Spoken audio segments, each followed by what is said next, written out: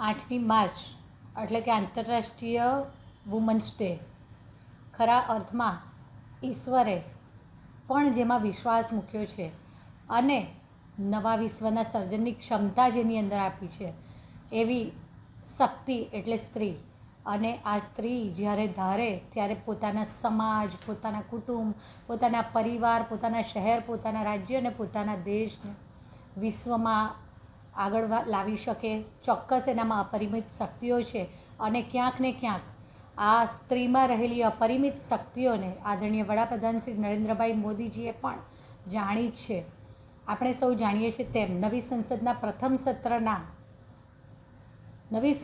પ્રથમ દિવસના પ્રથમ સત્રમાં જ આદરણીય વડાપ્રધાન શ્રી નરેન્દ્રભાઈ મોદીજી દ્વારા નારી શક્તિ વંદન અધિનિયમ લાવવામાં આવ્યું અને પક્ષાપક્ષીથી ઉપર જઈ અને સંસદ ભવનમાં બેઠેલા સૌએ તેને સહર્ષ સ્વીકાર્યું કે આપણા દેશની નારી રાષ્ટ્રના નિર્માણમાં પણ પોતાનું યોગદાન આપી શકે. આપણે જાણીએ છીએ તેમ ભારતના બંધારણની રચના કરવા સમયે પણ એમાં 4 મહિલા અસ્તિત્વોએ પોતાનું યોગદાન આપ્યું હતું. ને વડોદરા માટે ખરા અર્થમાં ગૌરવની વાત એટલા માટે પણ છે કેમ કે ત્યાં ડૉક્ટર હંસાબેન મહેતા આ બંધારણના રચનાના સમયમાં એ પણ તેમાં પોતે યોગદાન આપી ચૂક્યા છે.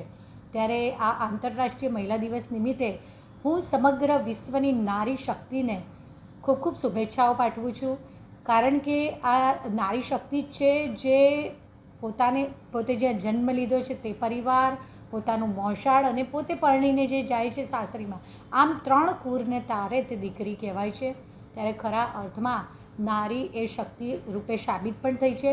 આદરણીય વડાપ્રધાન શ્રી નરેન્દ્રભાઈ મોદીજીએ 2047માં એટલે કે આઝાદીના 100મા વર્ષે વિકસિત ભારતનો જે સંકલ્પ લીધો છે અને આ સંકલ્પ માટે જે 4 આધારસ્તંભ કે જેના થકી આ વિકસિત ભારતનું સ્વપ્ન તેમનું જે છે એમના આ મિશનને પોતાનું વિઝન બનાવી અને માનનીય મુખ્યમંત્રી શ્રી ભૂપેન્દ્રભાઈ પટેલજી તથા માનનીય નાયબ મુખ્યમંત્રી શ્રી હર્ષભાઈ સંઘવીજી ચાલી રહ્યા છે.